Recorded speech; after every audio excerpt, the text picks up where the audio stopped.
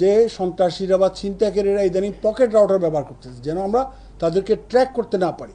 তো তার যদিও বা 45টা মামলা, সে কিন্তু জামিনে ছিল। এই ঢাকা শহরে আপনারা জানেন বেশ কিছুদিন ধরে ডিবি পরিচয়ে, র্যাব পরিচয় দিয়ে, পুলিশ পরিচয় দিয়ে বিভিন্ন সন্ত্রাসীরা গাড়িতে চড়ে বিভিন্ন পুলিশের ভেস্ট, ডিবির ভেস্ট পরে নকল পিস্তল, আসল পিস্তল দিয়ে বিভিন্ন জায়গায়, বিভিন্ন রাস্তায় তারা টাকা বহনকারী অথবা মূল্যবান সম্পদ বহনকারী যাত্রীদেরকে ভয়ভীতি দেখিয়ে আটকিয়ে তারা বিভিন্ন সময়ে ছিনতাই করতেছিল, ডাকাতি করতেছিল। তো এই সমস্ত কারণে আমরা সদা তৎপর ছিলাম এবং এই তৎপরতার পরিপ্রেক্ষিতে আপনারা জানেন ইতিমধ্যে আমাদের অনেক সাকসেস আছে এই কাজগুলি দমন করার ক্ষেত্রে, এই ক্রাইমগুলি দমন করার ক্ষেত্রে। তো ভেরি রিসেন্টলি গত 13 তারিখ রাত থেকে 15ই আগস্ট পর্যন্ত টানা 2 রাত 3 দিন আমরা অপারেশন করে ঢাকা শহরে 7 জন দুর্ধর্ষ ছিনতাইকারী ডাকাত আমরা গ্রেপ্তার করেছি। যেই দুর্ধর্ষ ছিনতাইকারী ডাকাতের মধ্যে প্রধান ব্যক্তি হচ্ছে তৈয়ব, যার নামে সারা বাংলাদেশে 45টা ডাকাতি ছিনতাইয়ের মামলা আছে। তার বাড়ি হচ্ছে মাদারীপুর। তো আমরা তাকে অনেক দিন ধরে খুঁজতেছিলাম। ইন দ্য মিন টাইম বেশ কয়েকটা ঘটনা ঢাকা শহরে ঘটে গেছে, এর প্রেক্ষিতে তার নাম বারবার আসতেছিল। তো তার যদিও বা 45টা মামলা, সে কিন্তু জামিনে ছিল। বেশ কিছুদিন আগ থেকে সে জামিনে, তার একটা গ্রুপ ছিল, এই ইনফরমেশনটা আমাদের কাছে ছিল। সে দীর্ঘদিন ধরে মাদারীপুরে অবস্থান করে ওখান থেকে কলকাঠি নেড়ে এই সমস্ত ঘটনাগুলি ঘটাচ্ছিল। সে প্র্যাকটিক্যালিও থাকতো। তো আমরা গত 13 তারিখ দিবাগত রাতে আমরা খবর পেলাম যে সে তার দলবল নিয়ে কামরাঙ্গীর চরের দুরানি ব্রিজের দক্ষিণ পাশে ডাকাতির প্রস্তুতি নিচ্ছে, প্রিপারেশন নিচ্ছে। এই ইনফরমেশনটা আমরা যখন পাই, তাৎক্ষণিকভাবে আমার ইনফরমেশনটা আমি পেয়েছিলাম। পাওয়ার পরে আমি এসি লালবাগ জুয়েল চাকমাকে রেসপন্সিবিলিটি দিই। জুয়েল চাকমাকে বললাম যে দ্রুত তুমি ওখানে যাও, তোমার টিম নিয়ে ওদেরকে গ্রেপ্তার করো। এখানে তৈয়ব ডাকাত তার দলবল নিয়ে ডাকাতির প্রস্তুতি নিচ্ছে। সে যায়, সে যাওয়ার পরে তার টিম নিয়ে যাওয়ার পরপরই সে প্রথমে তৈয়ব ডাকাতকে গ্রেপ্তার করে। গ্রেপ্তার করার পরপরই ইন দ্য মিন টাইম তারা একটু স্ক্যাটার্ড ছিল, বাকিরা পালিয়ে যায়।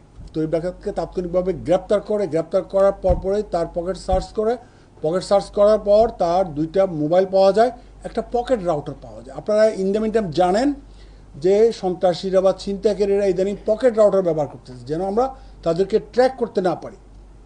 তো পকেট রাউটার সহ তাকে গ্রেপ্তার করা হয়। গ্রেপ্তার করে তাকে জিজ্ঞাসাবাদ করা হয়। জিজ্ঞাসাবাদের এক পর্যায়ে থেকে অনেকক্ষণ ধরে জিজ্ঞাসাবাদ করা হয় ওই গাড়িতেই। জিজ্ঞাসাবাদের এক পর্যায়ে সে স্বীকার করে। ইন দ্য মিন টাইম আমরা তাকে নিয়ে, সে কিন্তু আমাদেরকে বলে না তার এই যে এটা কোথায় গেছে। আমার টিম একবার কনফিউজ করছে, ওকে কনফিউজ করে বলতেছে ইয়েতে নিয়ে গেছে, গাজীপুর নিয়ে গেছে। ওরা গাজীপুর যাবে, এখান থেকে যাবে গাজীপুর। ওরা টিম নিয়ে চলে গেছে গাজীপুর। ওখানে সারা রাত মোটামুটি গভীর রাত পর্যন্ত ঘোরাঘুরি করার পরে পায়নি। না পাওয়ার পরে আরও জিজ্ঞাসাবাদের প্রেক্ষিতে তৈয়ব সে স্বীকার করে যে উত্তরখানে তার এক সহযোগী ওখান থেকে যে পালিয়ে গেল পাবেল, এই পাবেল উত্তরখানে আছে ভোরের দিকে। উত্তরখানে যখন আসতে সে ওখান থেকে ব্যাক করলো, ওকে নিয়ে ব্যাক করলো, ঠিক পাবেলকে ওর বাড়িতে পেল। বাংলাদেশ পুলিশের পার্কিং স্থলে একটা কালো ওয়াকি টকি সেট, বাংলাদেশ পুলিশের লোগোযুক্ত একটা হ্যান্ডকাপ, গাড়ির 2টা বোয়ার নাম্বার প্লেট, 3টি র্যাব লেখা ভেস্ট, 1টি ডিবি লেখা ভেস্ট, 2টি রিফ্লেক্টিং ভেস্ট, 5টি কালো রঙের রিফ্লেক্টিং স্টিকার, 5টি হলুদ রঙের রিফ্লেক্টিং স্টিকার, 1টি কালো রঙের পিস্তল কাভার, একটা খেলনা পিস্তল, 3টা স্মার্টফোন এবং কিছু রাউটার। এগুলি এই সব সরঞ্জামাদি তারা ব্যবহার করতো হচ্ছে এই ডাকাতি এবং ছিনতাইয়ের কাজে। আচ্ছা ভালো। তারপর এদেরকে গ্রেপ্তার করার পরে আবার নিয়ে আসলাম, এই গাড়িতেই চলতেছে। তারপর ইমরানকে জিজ্ঞাসাবাদ করে, তো আমাদের তো এখন নকল পিস্তল পাইছি, আসল পিস্তল তো লাগবে, যে পিস্তল ঠেকিয়ে তারা বিভিন্ন জায়গায় ছিনতাই করে। ইমরান এক পর্যায়ে স্বীকার করলো তার একটা পিস্তল আছে, পিস্তলটা হচ্ছে তার রূপগঞ্জে তার বাড়িতে। টিম ওকে নিয়ে আমরা ভাগ করে ওকে নিয়ে রূপগঞ্জে এসে রূপগঞ্জ থেকে একটা ইতালিয়ান পিস্তল 6 রাউন্ড গুলি আমরা উদ্ধার করলাম তার বাড়িতে। এই উদ্ধার করে ওখানে জব্দ তালিকা করা হলো। এই সকল মালামালের কিন্তু বিভিন্ন জায়গায় আমাদের এই জব্দ তালিকা হচ্ছিল। 7 সিটার একটা গাড়ি আছে, সেমি 7 সিটার, এই গাড়ি ব্যবহার করে। এই গাড়ি কোথায়? ধানমন্ডিতে 2,500 টাকা দিয়ে সে ভাড়া করে ওখানে গাড়ি রাখে।